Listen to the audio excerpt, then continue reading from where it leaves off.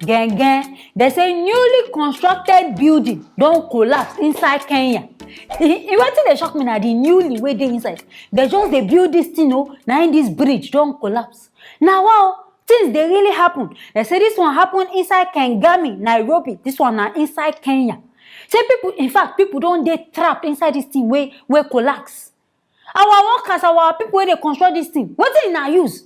Now by now they mold this place. Because for something to just collapse, something they just build, it can't collapse just like that. Now, wow, my people are beg, making a use na eye, see for ourselves.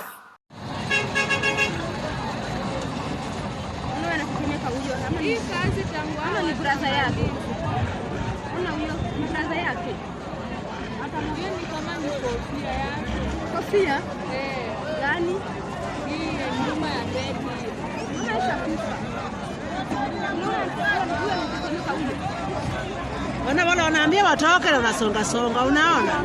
Wanaambia wasonge na nini tu. And I don't see as this collapsing they go. The talks as a be like this now. 4 people, now they don't even rescue. Say the remaining people still there under this construction. How they want to bring out then these people? Because this thing big, and they say this thing. And they talk say this whole project where they even do where involve this construction. Say now because of the expansion of the Chiru Road. I make they do this thing, and they award this contract to China Wuyi firm. And I hear this name, and I no fear. Kenya people now hear China Wuyi firm, and I no fear. When I know say anything China na fake, anything China no be original, na con carry construction. Go give China people say yes, now them won't help na builder. Now na con come as I say this thing don't spoil. What thing I expect? And I know say in fact, go buy China phone. The body fee be iPhone, but inside it go be another thing. So what thing they expect for all this kind of matter? But as the matter be talks according to inspection. Say this road, these China people don't supposed to finish this road since. They don't award them this contract since. And say for April, they delay this work. Now there be like say one person can go, one of the ministers can go meet them, say they give them till before July. Say if they don't finish this work, they be like say they go see they are too high. Now there koro they go know say they themselves they get power. If bless now there, then these people can start to do this thing by force, by fire, sharp. They say this engineer Sanjay Kumar even talk say this construction now only 85% now remain.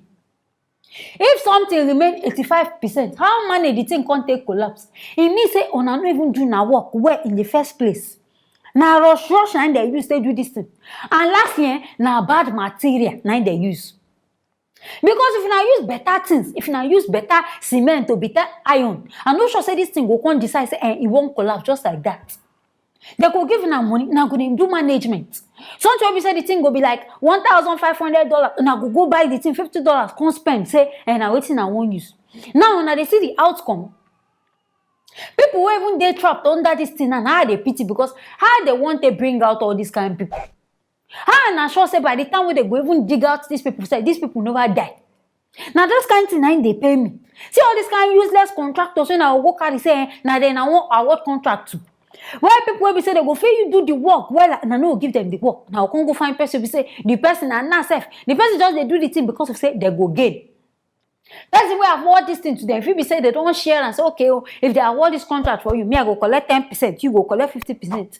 Now they will come do wago work. Wuru things can't drop down. Say now work where they won't do be that. My people now they see what thing they happen. No be only Nigeria, no be only other countries. Now bad things they happen. And now they say and say now for Kenya self, this one self they happen. But people I don't know where people don't even die for this whole thing. Because this thing will happen is serious. So. But now they say now, see us everywhere just scatter. The remaining things what they see now mud, red sand and iron. So it means a cement and things not even there inside this thing. Gravels not there inside this thing. How do they build road? I just said they mix things before they build this kind of road. Because this one now, all where they see now red sand, now clay, now they see for here. Then this iron, see iron self, they won't bend. When they no go use better things. Now wow, things they really happen. If you no see, now no go no say things they happen. Now this one I happen inside Kenya. I want to make a bring and come, make a come show now, make it that they see what thing they happen. Other countries, if now one build go na construction road, there be anything when they build, make na award them to better people. Better people when I know say they go give a better outcome. If they do the thing, na sef go know say yes, this road wey they do am well. No be all this mago constructors wey be say if they do the thing finish 1 week, one part of the road don break, e don turn to another thing. Na the case na be this one now. I say make I bring am come. Anything wey na fear about this whole matter wey dey happen, make na no forget to write am inside the comment section.